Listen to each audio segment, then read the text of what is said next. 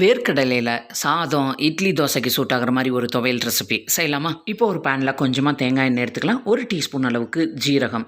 ஜீரகம் நல்லா பொரிஞ்சதுக்கப்புறமா ஒரு 10, 12 சின்ன வெங்காயம் இதோட ஆட் பண்ணிக்கலாம்.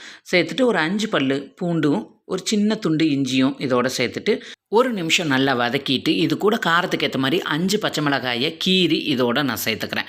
பச்சை மிளகாயும் பாதி வதங்கட்டும். அதுக்கப்புறமா ஒரு 2 தக்காளி கட் பண்ணி எடுத்து வச்சுருக்கேன்.